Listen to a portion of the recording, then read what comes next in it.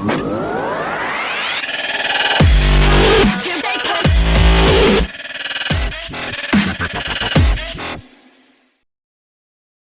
up, everybody? Welcome to SWAT MMA. This is episode number 160. I'm Jared, here with Paul. What up? Coming to you from Las Vegas, Nevada. Today, we're going to be talking about the return of the great John Jones fighting in the UFC Heavyweight Championship at UFC 285 against Cyril Gane. We're also going to be talking about the BKFC, which saw a new heavyweight champion crowned in former UFC fighter Alan Belcher, and we're going to be taking a look ahead to the upcoming BKFC London card headlined by Connor Tierney. But first, before we get to the combat sports, you know what time it is. Grab your stash, fire it up. Let's get into the weed of the week. Smoke weed every day.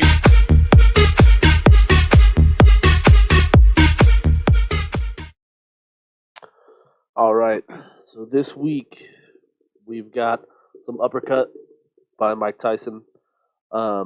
This is his collaboration with Redwood Cultivation as well. This one comes in at a nice 24%. So Uppercut is a mixture of Purple Punch and Sour Dub. It is a hybrid.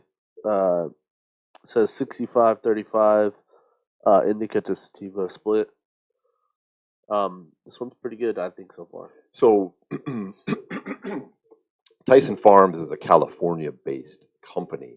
And so the reason when he comes to places like Nevada that he has to do these things that look like a collab because it's put out by Redwood Cultivation, it's not a collaboration, really. It's due to federal laws on the crossing of state lines with cannabis. So a California weed company cannot sell to a Nevada weed company and transport that weed across state lines. So Tyson's got to team up with somebody here in Nevada to grow his strains here and then also sell and brand his strains here. So thus you have what looks kind of like a collaboration, but it's really this Tyson's bringing his stuff here. He's using Redwood's name and their facilities, and that way he's able to put his weed out. So this is the actual proper, Tyson. It's genuine Tyson Farms. Yeah. It just has to have that Redwood label on it as well due to stupid federal regulations. I hope one day we get past that. Well, yeah. I think that's where we're headed so far.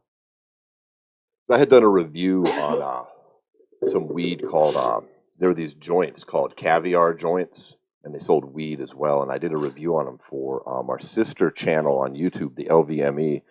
And the owner of that company didn't like my negative review. And so they contacted me and wanted to send me a bunch of their products. But the problem was I'm in Nevada, they were in California, and they couldn't do it.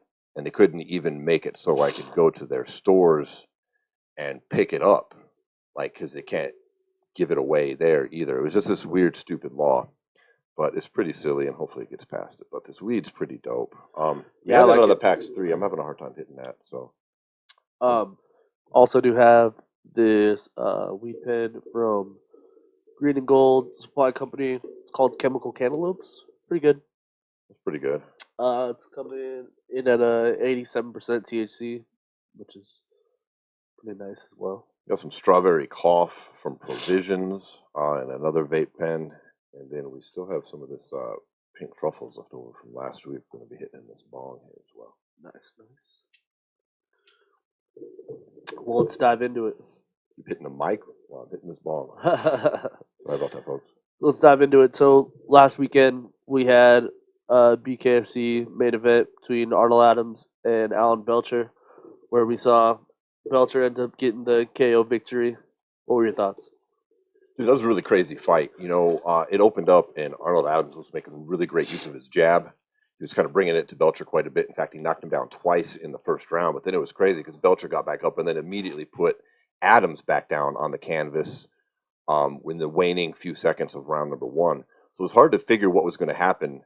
I mean, it wasn't hard to figure what could happen in round two. It was just who was going to get that knockout because they both showed a lot of power there. But then, dude, Belcher came out and just put it on him with it. He landed this uppercut that really just sealed the deal. It changed Adams. It changed his reactions. It clearly showed him down. He was able to put him away after that. And the uppercut's one of my favorite punches. I call for it in MMA all the time. We see it a lot more, of course, in BKFC because it's punching only. But Belcher made great use of that. He showed a really strong chin. He took some super heavy shots from a very powerful heavyweight. Yeah. And I think he clearly belongs at heavyweight. There was some derision on MMA sites because he used to be middleweight, but it's not like he just got fat and now he's fighting heavyweight. He's a big, guy. thick dude, man. Yeah. Like he must have been really trimmed to get down to 85 when he was there, and he's older now too. This is years later. He's just bigger. He's thicker. Well, not only that too. I think you know, when you talk about just the weight cutting culture that is within mixed martial arts, I Yeah. think it's a different, like, it's just a different thing. You know what I mean? I feel like weight cutting is a big part of mixed martial arts because of a lot of the um, grassroots of mixed martial arts coming from like sports like judo and wrestling and jujitsu, where people cut weight.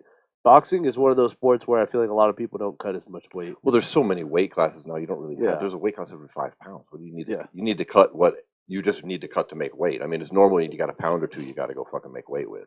That's everyday life. Well, and I feel like But in that's why we do see a lot of people in boxing that are fighting a lot more naturally, like at what they walk around at. You know what I mean? And obviously, people cut like 5, 6, 7 pounds, but you don't see these 25-pound weight cuts that you see in mixed martial arts normally. You know what I mean? yeah, there's some insanity going on in combat sports right now in mixed martial arts with the weight cutting. But anyways, back to Alan Belcher, really strong showing. He has the potential. He's undefeated now. He's 4-0 in BKFC. He has the potential to maybe hang on to this belt for a little while. Yeah, there's some real interesting matchups for him. I'd say at heavyweight. You know, you got Houston Alexander looming there. You got Big Ben Rothwell. Also, Lorenzo Hunt was talking about moving up to heavyweight as well, trying to get a third belt. Yeah, So no, I he's feel the like, light heavy and the cruiserweight champion Yeah. who just, defeated Richmond 2 weeks ago in an amazing bout. But I don't know, let's just talk about him for a minute. I don't know, seeing Mike Richmond, who was fought in MMA at 135 and 145, Yeah. fights in BKFC at 185.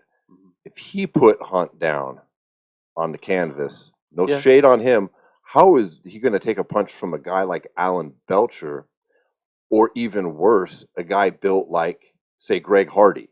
Now, not Greg Hardy specifically, because he's not going to make it to that level, but I'm saying a guy built like that, a 300-pounder. well, let's What are just you going to do at someone else 6'5", right there, Ben 300 Rothwell pounds? versus Lorenzo. Ben Rothwell, there you go. Yeah. I do think that's something that could be, flying too close to the sun for Lorenzo Hunt, but he deserves the opportunity to make history. I feel. I could see them going that way. Also, Houston Alexander, you mentioned him. When we had him on the show a few weeks ago, he said he's open to title shots at either weight class. Yeah, which would that's a big fight for him as well. Yeah, that would pit him against either Lorenzo Hunt or Alan Belcher now, which would be. I like him versus fights. Belcher would be an exciting bout. Yeah, there's a lot going on there, but congratulations to Alan finally securing a world title in an organization after a very long career in mixed martial arts. Yeah, he's not very old for a heavyweight fighter. I think he could stick around for a minute if he can avoid taking some of those punches. If he takes punches like he took from Arnold Adams every fight, he's going to only have one or two left. And that's a fight I could see them revisiting also. That was a really close fight there in that first round, and I thought it was real competitive. I don't think Adams is out of the picture now. I think he's an intelligent fighter. That's what you saw in that, was a lot of intelligence, not just wild winging. I mean, Adams would make great use of his jab.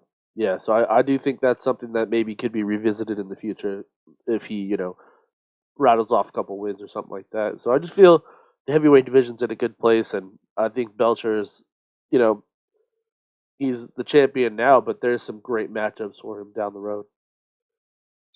As for the card in general, another winner, not a boring card on there. So now we've got some exciting shit next week in BKFCs too. Let's just touch on the main event there. We've got Connor Tierney fighting against Jake Lindsay. Yeah.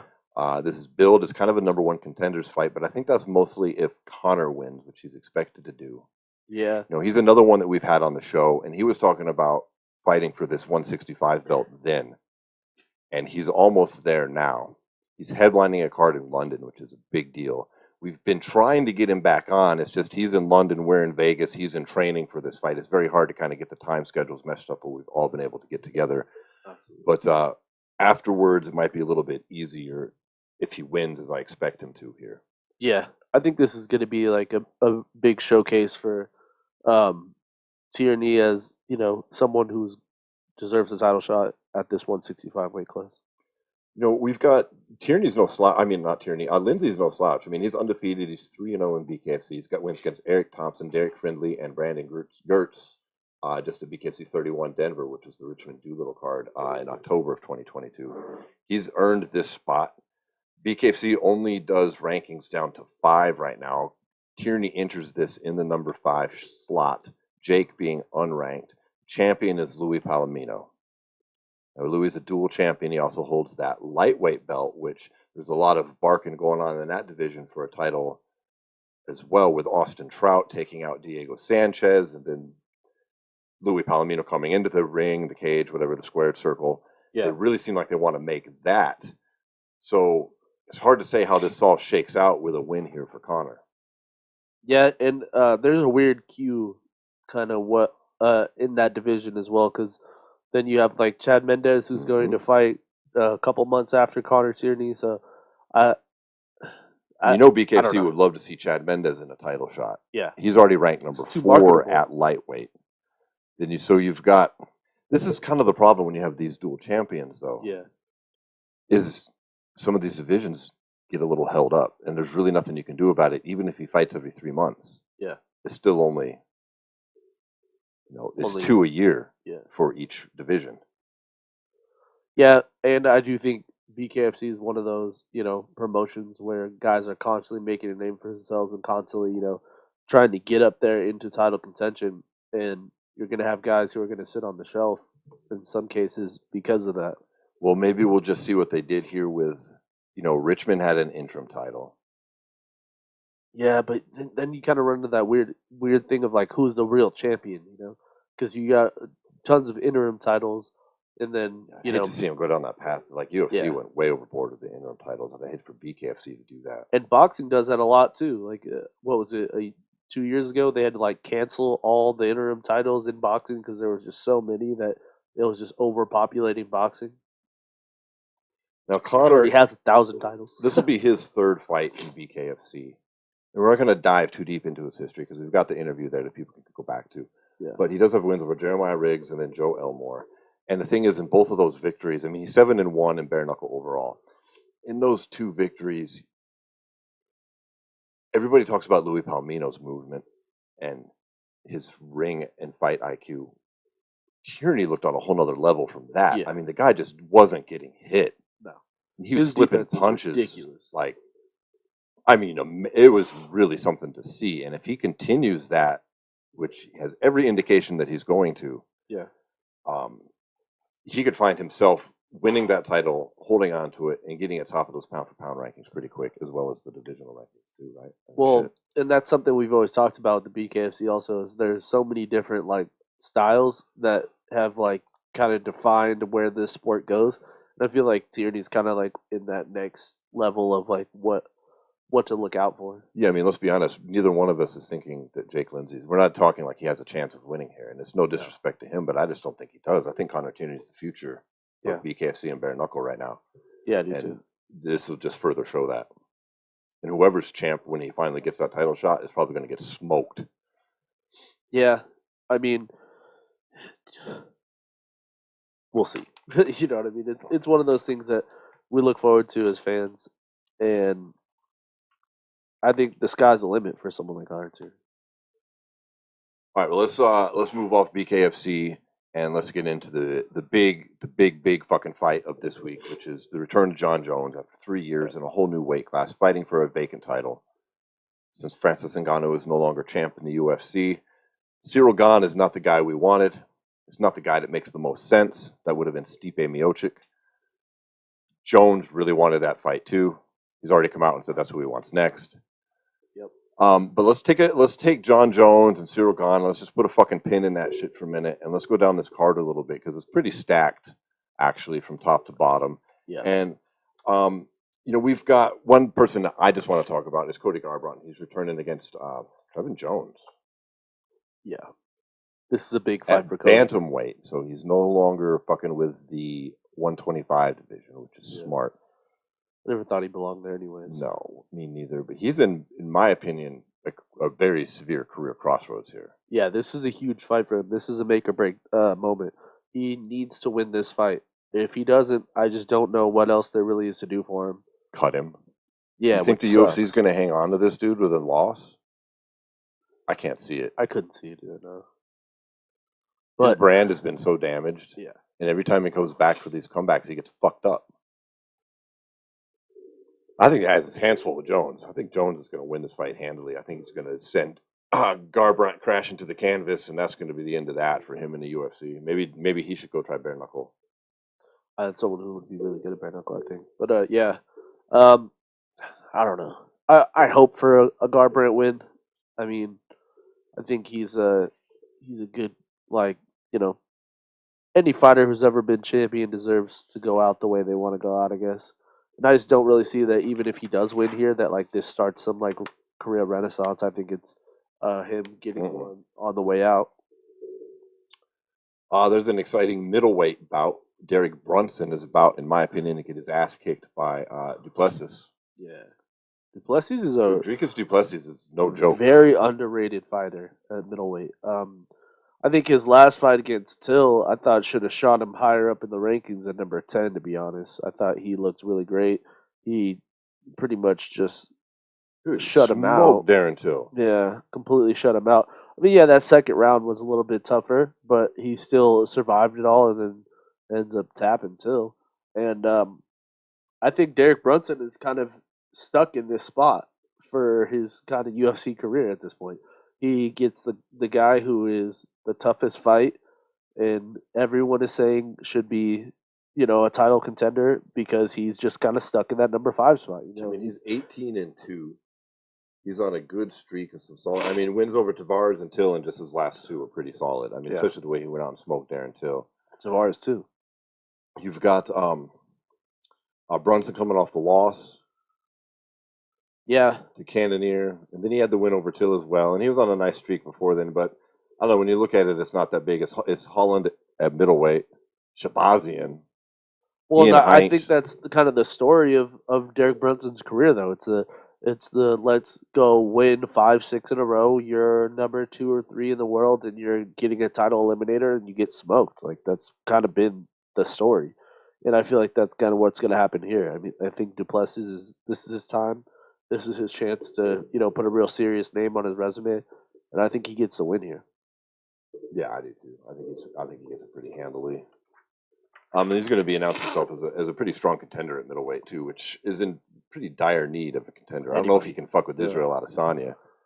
Oh shit, Israel Adesanya's not even champion anymore. I forget. So used to saying that, right? Yeah. Well, Well, I I don't know mean, if he could be still because I mean he we're could we're get it talking. back. Yeah, well, he fights for the title in a month from now, so I mean it's not the end of the world for Israel, but I do think Duplessis is has a huge chance of beating whoever is champion when he gets up there. Another middleweight matchup on there is we have the debut of Bo Nickel in the UFC versus Jamie Pickett. This should be a very interesting fight for Bo. I mean, a lot of pressure is going to be on him. He's opening the pay per view. He's making his long-awaited debut after this fight got canceled the first time, and this is just an opportunity for him, just like there was in the Contender Series, for him to create his name as a mainstay for everything coming up. I mean, the world's his right now. If you really think about the UFC, if he comes out here and he has a very dominant win, I think they end up fast tracking him because this kid is he's young, he's got tons and tons of talent, that's for sure, and he's been on these big stages before. He's wrestled in front of 50,000 people multiple times in his life. Same thing as fighting in front of 50,000 people, and that's something I think that is going to be a big advantage come Saturday. Do you think Jamie Pickett has anything to offer him here? I mean, he's pretty experienced. He's coming off a loss, 2 losses in a row. His UFC record, he's been alternating wins and losses, basically. He's got one loss, 2 wins, 2 losses in a row. Yeah, I don't think he's got anything for him, to be honest. He's probably going to get smoked like Chimaev style. Maybe. You think? I don't know, because Bo has this this interesting want to like although he's already world class, like he just has this like overall want to like prove people, like he has to prove people wrong. You know what I mean? Like because everyone's like, oh, he's just a wrestler, or like so he goes into the second fight in contender series and tries to strike with him. Well, He's kind of one that's of those probably the guys. fight I'm most interested in outside of the two, the main and the co-main event would be Bo Nichols. Yeah, I think he needs to. I'd like to see him make a statement. Just yeah, run he through this has to. fool, you know. I'd like to see him get the kind of hype that Chimaev got. That would be dope. Yeah, and that's another guy though. Middleweight is in dire need of somebody, and I think Bo's style. I mean, obviously, not saying he's ready now, but with the way Bo fights and his wrestling acumen, like he could be trouble for a guy like Israel, or even for, um, fucking, oh my god, Piera. Pierre. Yeah, sorry. I was like, how This am is I funny. We fucking both just blanking him? fucking completely Right. forgot there's a different champ. What's his name? Well, because again? Izzy Oh, was working. He was working. Yeah, no. I think Pierre matches up roughly with both Duplessis and fucking Bo Nickel. it's Any of these grappling heavy like fighters, I think he has trouble with. I mean, that is the word on him, so to speak, but because of his kickboxing background, right? But I don't know. He's a pretty fucking strong dude. Yeah, he's fucking tough. And the people used to say that about Adesanya when he came into the UFC as well, and it was a legit criticism then. But look how he shored up his fucking takedown defense, man. Oh yeah, it's possible. I You mean, he know, was working with Glover every day of his life. So and it was yeah, and it was the bigger guys that gave Adesanya the problem in Jan Blachowicz and then Piera. You know, yeah, but then also he also fucking ragdolled Pierre in the grappling.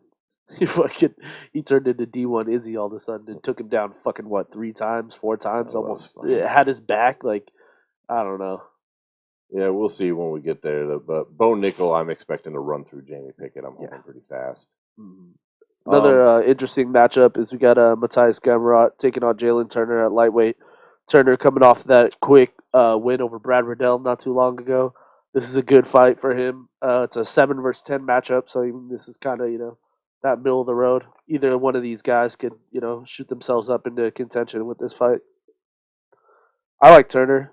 I think Turner's body style and just like his fight style is a lot to handle for 155 pounders when you're he's like 6'1", isn't he? yeah, he's 6'1", I do believe. You know, dude is think about freaking Jones is what 6'2". Fucking you got Jones this is guy's fighting. 6'4". He's fighting fucking 155 at 6'1". That's ridiculous. Jones Like, is 6'4", but yeah, you know what I mean. he's crazy fucking. He's crazy tall. We'll see. We'll see. Gamrot's tough though, so but I like Turner in that one. And then I think what could end up being the fight of the night here, we got Jeff Neal taking on Shavkat Ramanov. I think Shavkat's another one of those guys that has just like hit the scene from that part of the world. Jeff Neal's no tough out though. This is like a real big test to see where Shavkat can either go into the top of this division or is Jeff Neal going to clip his wings because Jeff Neal throws with bad intentions every single time he goes out. But Romanov's I'd say super. It's probably the most well-rounded we've seen out of all those guys. Well, he's the guy to me that seems like the more legit, or not more legit, the equally as legit as Chimaev. Yeah, I mean, he's undefeated. He's looked very good every time he's out there. He just flies under the radar because the UFC didn't choose to promote him, and he doesn't have ties to a Chechen warlord that seems to get you press a lot and other things. yeah. He's just been kind of fucking flying under the radar. But this is a big moment for him. I think he's gonna fuck Jeff Neal up You personally. think so? Yeah, Shit. I think this dude's the truth, and he's gonna put on his cool hat, whatever, afterwards, and walk away with another victory. Yeah, I think he wins, but I think it's a lot tougher than it's supposed to be for him. I think Jeff Neal's not going to go down easy. No, Jeff Neal's a solid, but I think this dude is The real deal, yeah. yeah. I think him and Chimaev would make a very interesting fight somewhere down the road. Yeah, I think so too. I think he's If a Chimaev star. stays down at welterweight at all, so Yeah. That too. But I just feel like it's going to be a real turning point fight for Romanov for sure. All right, and then in the co-main event, we have Valentina Shevchenko taking on Alexa Grasso. Interesting fight. I don't know if Grasso has enough for Valentina.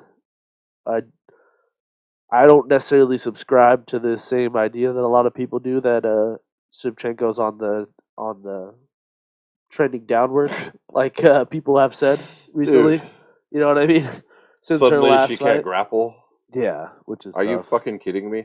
This is just because the old saying is true. You know, you're only as good as your last fight, and that's Yeah. not a literal truth. It's just in people's minds, and especially when you have a long-term champion that some people just choose not to like for whatever reason.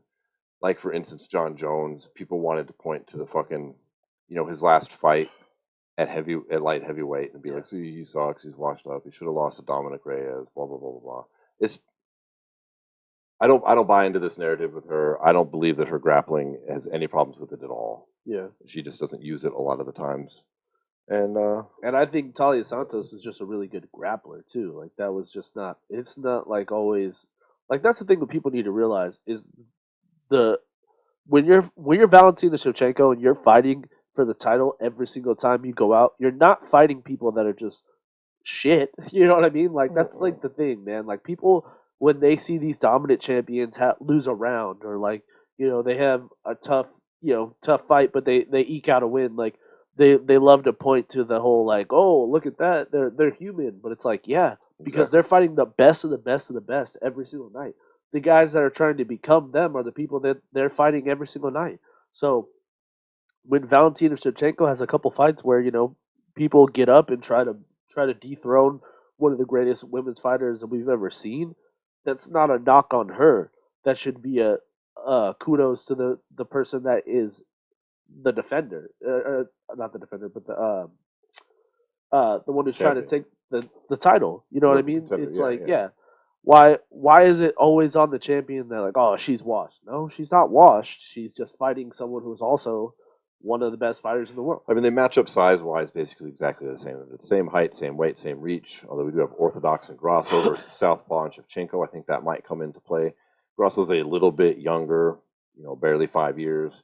She does hold a slight advantage. Grasso does in strikes per minute, if that really matters for anything, as well as she also absorbs many more strikes per minute, though, because if you say that matters, then you have to say the strikes absorbed Yeah, matters. for sure. And she takes almost as many as she gives. So Yeah, I see this as a win for she Shevchenko. absorbs 4 strikes per minute. She dishes out 3, or I mean 5. Compare that to Shevchenko's is 3.19 to 1.9 that she Yeah. absorbs. I mean, Shevchenko on the feet is a wizard. you really want to go fucking toe to toe with Shevchenko? I don't think so. I don't think so. I And the I last think, real strong wrestler she faced was Esparza, and Esparza beat her, Grasso. yeah. I mean, she's got the win over Joanne Calderwood. She beat her on the feet, and Joanne Wood is a good striker, but let's face it, she's been around a long time. She's not the striker she was a decade ago. Yeah. You know what I mean? Yeah. It's no shame on the win, but I just don't think that what we saw there means that you can beat Valentina Shevchenko for a title. Yeah, I don't necessarily believe that. It should be a good fight, but I expect yet another victory from Shevchenko as long as she takes it serious, doesn't make any mistakes. Like she's made a couple mistakes in a round here and there, and then people, like you said, just want to seize on that. Like, Well, yeah, I don't see it. it's the easiest thing to do when someone is perfect is to see the smallest little like slip up and be like, whoa, whoa, whoa, whoa, whoa, look at it, look, she lost a round. Like, who fucking cares? She lost a round. She won all 4 of the other ones. Like, you know what I mean? Like, that's the same thing as like it just at the end of the day, people need to realize that the talent pool in which she fights in is always going to be the best of the best. So to try to knock her down for only sort of being perfect is just a joke to me. Mm-hmm. And I think she wins this fight pretty easily. I agree. All right, so let's talk about it. 3 years in the making here. John Jones returns at heavyweight. There's been a little controversy, obviously, going into this fight. This has, in reality, been something that was supposed to happen last August. Then we had another opponent change, and another opponent change, and another opponent change, and here we are for the vacant heavyweight title versus Cyril Gane. I still don't really like the fight. Yeah, I think it should have been Stipe. It just makes a lot more sense. But It's a lot maybe more it'll be marketable. bigger when it's Jones with the belt versus Stipe. I guess you could say that. But I also think that it just doesn't make any sense to me because wouldn't you want the two quote unquote goats on a level playing field? You know what I mean? Like where you have like Stipe, who was easily the consensus UFC heavyweight greatest of all time, and then you have John Jones, who to a lot of people is just the MMA greatest of all time. But like definitely the light overall, heavyweight. yeah, but definitely light heavyweight. Wouldn't you want both those guys on a level playing field? Fighting for the vacant title? Yeah, that just makes so much more sense. like I don't understand why the UFC is doing this, but this is the fight that we have. I just don't really see what Cyril Gane has done to deserve this fight. I don't think a fucking win over Tai Tuivasa gets you a title shot after you just got out wrestled by Francis Ngannou in his bum knee. Sorry. And then your win over Derek Lewis, who is really just a slightly older version of Tuivasa. Yeah. Let's be real. I love Derek. He's not a very good mixed martial artist. He's a very strong puncher. Yeah.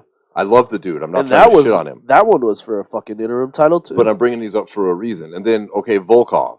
Okay. And then he's got to win over Rosenstruck. Okay, those aren't bad. Yeah. Rosenstruck is a decorated kickboxer. He's got some striking chops. Yeah. Volkov is all right. Lewis is just, if you're a technical striker, though, you're really supposed to win against Lewis and Tuivasa, aren't you? Yeah, for sure. And you're definitely not supposed to get out wrestled by Francis Ngannou with his bum knee. 2 bum knees. So I don't understand why people are even giving him a chance against John Jones. I don't either. Like, what in John Jones's career have we seen that would indicate that he can't handle someone? Is it just the extra pounds? I guess. This isn't John Jones at light heavyweight deciding to fight a heavyweight, though. That's why I don't get that argument. This is not John Jones from 3 years ago, barely beating Reyes, going, okay, I'm going to go fight a heavyweight with this body. Yeah. It's fucking 36 months later. Dude is huge. Yeah. He's shown us in every fight he's been in, almost, with the exception of maybe, the Reyes fight and Gustafsson won, that he comes in with new stuff, right? Yeah. That he learns between fights and comes in with better and new weapons. In most cases, 90% of the time, 80% of the time. He's been gone for 3 years. He's been training his ass off. He's put the muscle on the correct way. He's never shown a weak chin. His takedown defense is 95%. He's been in against Daniel Cormier twice. Yeah. Cyril Gane isn't no takedown. He got out wrestled by fucking Ngannou, bro. He's going to get smoked. This isn't going to be the fucking fight people think it's going to be. Yeah, I agree with everything you just said. But I'm just gonna play devil's advocate just for the fuck of it, you know. Mm. So, just some narratives that I've read online that are reasons people think this could be a tough fight for John Jones.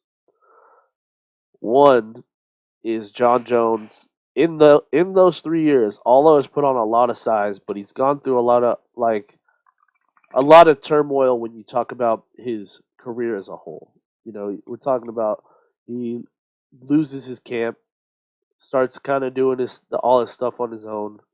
So that, as much as like John Jones is an elite fighter and is like one of the most talented fighters of all time, that can raise some questions. Well, that's not completely accurate. He didn't lose his camp. He lost Winklejohn, and he kept everybody else. He's still training with Gibson. He's not though. He was for years bit, afterwards. Yeah. I mean, it wasn't like they split. Like Winklejohn made a decision to kick him out of the gym. Against Greg Jackson's wishes, as far as I know. But Winklejohn controls the major partner, the higher percentage of that gym. It's my understanding. I'm no expert. I could be wrong. Correct me in the comments or wherever you're listening to this if I am. But from my understanding, that's how that happened. He was the bigger partner, and his wishes are what happened. But that's the only difference is instead of training at that facility, they went and trained at the other fucking facility that everybody uses as well, that whole team. Yeah. And Winklejohn just wasn't there. Now, it could be different in these last few weeks, but I just think that would be smart if you brought in some other people, honestly, at some point. When you're as decorated as he is, yeah, it's like Conor sticking with his team forever. Man, you should mix it up a bit, but he hasn't suffered the losses that Conor has. Yeah. Well, So yeah, I agree. Once again, that's what the narrative has been is people are like, well, how hard has he been training? Is he going to be able to carry that heavyweight frame like he has the way he did at light heavyweight, which I do think is probably the only question I have as a John Jones fan. Take all the bullshit narrative and all the extra shit out of it. The one thing that I'm worried about when it comes to John is how he's going to handle this uh size that he is now fighting in and how he maintains his condition inside the octagon. I agree. That's the only question I have going into this fight. Is if I do think, without a doubt, there's no chance that John Jones can't out wrestle Cyril Gahn, but I think there could be the difference is if John Jones comes out and wrestles Cyril Gahn and Cyril survives, and we get into rounds 4 and 5. We've seen Cyril Gahn be so technical on the feet. If Jones gasses and then Gahn's super technical late in the fight, what's that going to look like? I don't know. And you're right, and I understand what you're saying because it makes That's the sense. biggest question, yeah. But I just looked at John and I see. Well, then look at he's got 3 inches of reach on him. Yeah. He's been in there. Look at his resume. You can't say he hasn't seen significant strikers before. All you can say is he hasn't seen them at that size. But you can say that John Jones has been an extremely well prepared fighter with all but a handful of times. Yeah. Okay, not even a handful, like 2 that I'm aware of, which he both won. Yeah. The Gustafsson fight, which he righted that ship, and then the Dominic Reyes fight that everybody likes to point to, which, dude, it is what it is. He came out and had a shitty performance. He still got the W, and he was clearly done with the division. That was it. He was like, I'm done. I'm doing this heavyweight shit. I do think it goes a bit beyond the Reyes fight, though. I do think that if you really look at those last 3 fights. We got the Santos and the Smith fights. Those last 3 fights, I thought he looked uninterested in there. I thought in the Smith fight, he coasted to victory, and he could have finished Smith, and he could have done, a lot more damage to him, and he just kind of was just, looked bored in there. The Santos fight, also, he tried to beat Santos out of his game, tried to kickbox with him and stand the whole time when he very easily could have took Santos down. And he does that thing, too, because he's 28-0. Yeah, 100%. Really. I mean, he's 20 or 26 1-1, right? Or 25 1-1. Yeah, whatever. But everybody knows he's undefeated. Undefeated, yeah. And that no contest was bullshit. He fucked No Daniel contest Cormier. was Don't tell me about no bullshit. picograms. I don't give a fuck. Yep. But yeah, that's really my only question when it comes into this fight is how Jones carries this frame. If John Jones comes out and carries this frame the same way he did light heavyweight, it's gonna be a long night for Cyril Gahn. But there's things that come into play with this when you talk about the size and his age. He's getting up there in years. Like you said, he's fought all these times in the UFC, and he's just been around for a while. And I don't think that those things will come up in the fight. I do think this is a fight that Jones pretty much cruises to a victory in. I think it's a 5-round decision, and I think he wins all 5 rounds. In my opinion, that's what I think ends up happening. But that's my only real question going in. That's the only thing I can question when it comes to John Jones. Yeah, I mean, I guess that is the only question that there is. I'm so confident in everything it's shown us over the years that's the thing that they will have been addressing this entire time. Because I agree, yeah. It's obvious to all of us, right, that, the size. Well, do you think they haven't thought of that? I'm sure he's been sparring against monsters. Yeah. I'm sure that they've been really extending that cardio. Yeah. All of these things. And I feel that this has got the fire back in John Jones because he knows that, yes, Conor McGregor's dual champions are historic. Everyone that wins 2 titles is historic, but it's different when you're talking about the title. Yeah. The heavyweight title is a different thing. It just is. It doesn't matter if it's boxing or whatever MMA organization. The heavyweight title is the most prestigious one. And doing it right is always the best way to handle that. We've seen plenty of people that have done it the wrong way and end up coming up short. This is a big difference when you're talking 205 to 265. That's 60 pounds. Come on. And John's he's not coming in there at 225 either. He's coming in at a solid 250. I'd say he comes in that's what you think he comes in 250 exactly, or what do you think he weighs when it comes to fight night? 246. See, I think he I think he goes kind of like how Stipe did. Like You mean go fight night or into weigh-in? weigh-in. Yeah. I'm guessing he weighs 246 pounds. I'd say He's it's gonna weigh somewhere in. at 240, 240 as well. I just like that's a lot of weight that he's had to put on if he weighs more than that. Like his frame is a lot bigger, like you can see it, but he's still like athletic, like he's still cut, he's still in shape. That's why I think he's like in the high 230s, maybe 240. And look at his family. Look at his brothers. These are guys that He's all the are runt of the litter, bro. humongous, and they move with all that Yeah. weight just fine. Yeah, And I that's mean, true. he hasn't shown any reason or any indication that he is not the athletic equal of his brothers. Yeah. And they're gigantic men who do really fast shit. I imagine the same from John with this opportunity. And honestly, he could break Stipe's record at heavyweight. I think so too. I Yeah. think that will be Stipe his could goal. be a part of it. Yeah. I think he'll fight Stipe, and honestly, I think he'll beat Stipe. Yeah. And then he'll need 2 fights after that, and then he could retire after that, holding that record that might not ever get beaten. Well, it would be 3 fights because I don't think he'd want to tie it. I think he'd want to beat it. No, he'd want to beat it, yeah, because there's there's a victory which doesn't count as the defense, but the 3 defenses. and then he'd have to beat 2 defenses. He'd have to have a total of 3. Yeah. Oh, is it just a total there? I thought Stipe had the title and then he defended it 3 times. No, Stipe got the title and defended it. Yeah, I think you're right. Yeah. So it'd be 4 total. So John's got to win 5 fights. Let's see. I'm gonna look this up. And I do think another layer of this is also John Jones has been training with Cejudo's team down in Arizona for the last about year and a half now, and I do think that's going to be a big part of why his grappling heavy style is going to come out. We've seen this team do a lot of this stuff over the years in these last couple title fights that they've been kind of on the coaching side of.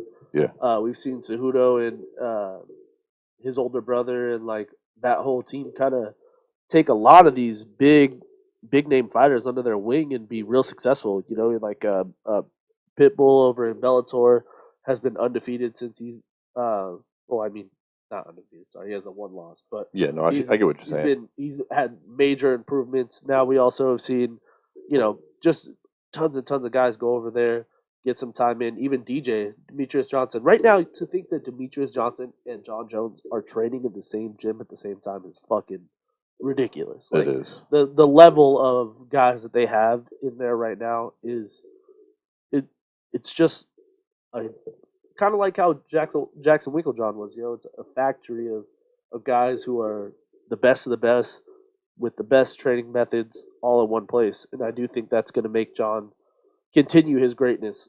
Yeah, Henry Cejudo's proven himself to be a very good coach in his brief retirement that he's had.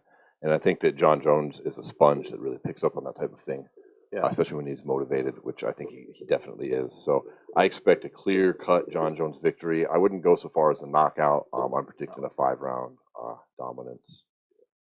Me too. I think he wins 5 rounds and none. Yep, same here.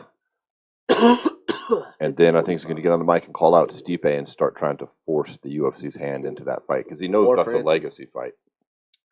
Yeah, I don't think he's wasting his breath. Francis ain't coming back to the UFC. Yeah, maybe. We'll see. No, that's out of nowhere. Perfect world.